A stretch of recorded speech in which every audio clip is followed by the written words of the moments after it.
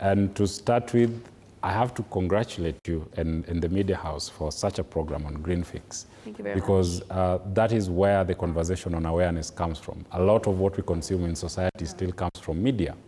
And for a very long time, the conversation about climate change has been almost done in apocalyptic terms. When you think about climate change, the media shows you, scorched earth and, degrees and temperatures and all that.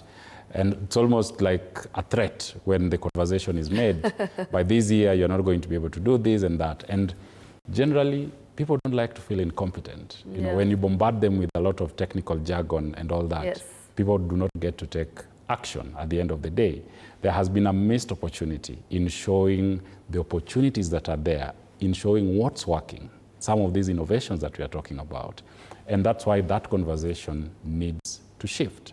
We need to demystify what climate change is and do exactly what we are doing here today and make people understand that this manifests across society. Right. In low yields, in prolonged drought, in dying animals and all that. So that conversation needs to be there. And the opportunity for climate investment, the opportunity for enterprises in this space is massive.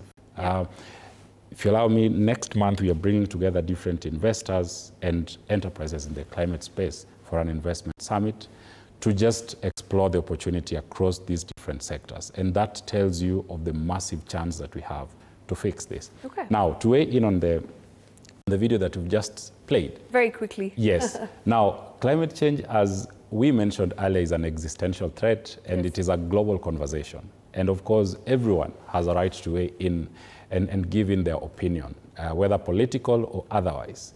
But for us as a country, and for a farmer somewhere in Turkana who lost 40 herds of cattle because of a prolonged drought, or for a family staying in the coast whose home have been swept because of rising sea level. Naivasha as well. Naivasha as well.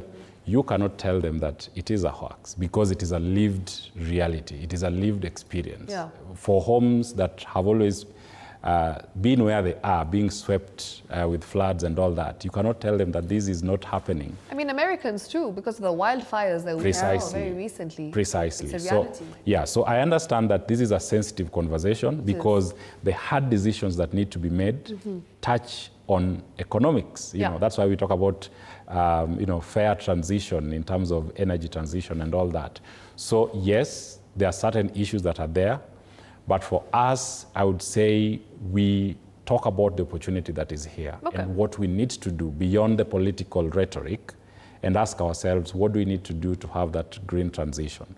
Of course, the rhetoric at that level beats and challenges the efforts that are being made, but I would say that we still have a chance to do what's right. All right. Thank you very much. Appreciate your time. And of course, I really do appreciate the fact that we are having this conversation in studio, bringing awareness and trying to demystify